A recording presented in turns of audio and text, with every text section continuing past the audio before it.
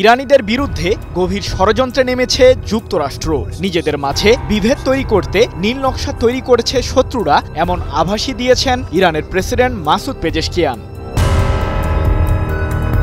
ইরানকে ঘিরে প্রতিদিনই নানান ষড়যন্ত্রের ছক তৈরি করছে পশ্চিমারা। কখনো নিষেধাজ্ঞার মাধ্যমে বাণিজ্যিক কার্যক্রমে লাগাম টানা, আবার কখনো বা ইসরায়েলের প্রধানমন্ত্রী বেনিয়ামিন নেতানিয়াহুর সাহায্যে সামরিক হামলার হুমকি। তবুও ইরানিদের আস্থাকে ভাঙতে পারেনি যুক্তরাষ্ট্র কিংবা ইসরায়েল।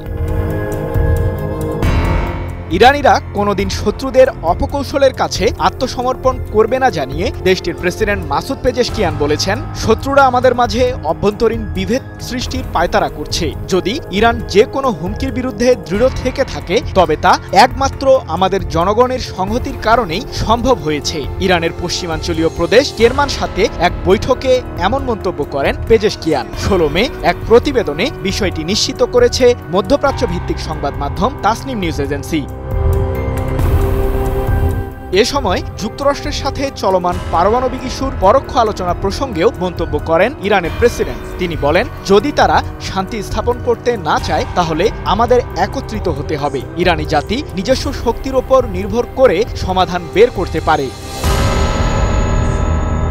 সম্প্রতি জাতিসংঘের পরমাণু সংস্থা IAEA জানায়, পারমাণবিক অস্ত্র তৈরির জন্য পর্যাপ্ত ইউরেনিয়াম রয়েছে ইরানের কাছে, যা দিয়ে অন্তত 6টি পরমাণু বোমা তৈরি করা সম্ভব। যদিও দেশটির কাছে বর্তমানে কোনো অস্ত্র নেই।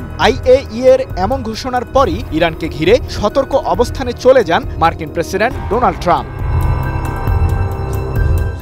সব মশার বিরুদ্ধে সুরক্ষা দিতে এলো বসুন্ধরা এক্সট্রিম অ্যারোসল, মশার বিরুদ্ধে এক্সট্রিম সুরক্ষা। পারমাণবিক ইস্যুতে ইরানের সাথে সমঝোতা করতে তোড়জোড় শুরু করেন মার্কিন শাসক। এমনকি সমঝোতা না করলে ইরান জুড়ে বোমা হামলা চালানোর হুমকিও দেন ট্রাম্প। পাশাপাশি যুক্তরাষ্ট্রের বাণিজ্যিক নিষেধাজ্ঞাও অব্যাহত রাখেন তিনি, যার ফলে পশ্চিমা দেশগুলোর সাথে আবারও নতুন করে বাণিজ্যিক লেনদেন থেকে ছিটকে পড়ে ইরান।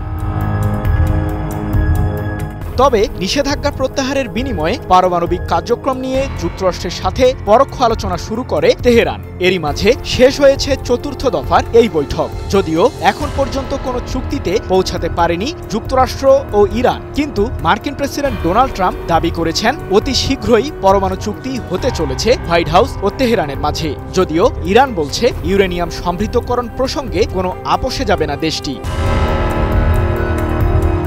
এদিকে ইরান জুড়ে হামলা চালাতে মধ্যপ্রাচ্যে ব্যাপক প্রস্তুতি গ্রহণ করেছে মার্কিন কেন্দ্রীয় কমান্ড। এরই মধ্যে B-52 মডেলের বোমারু বিমান নিয়ে এসেছে যুক্তরাষ্ট্রের সামরিক বাহিনী, যা মোতায়েন রয়েছে ভারত মহাসাগরে অবস্থিত ডিয়াগো গার্সিয়া দ্বীপে। ফলে উত্তেজনা বিরাজ করছে অঞ্চলটিতে।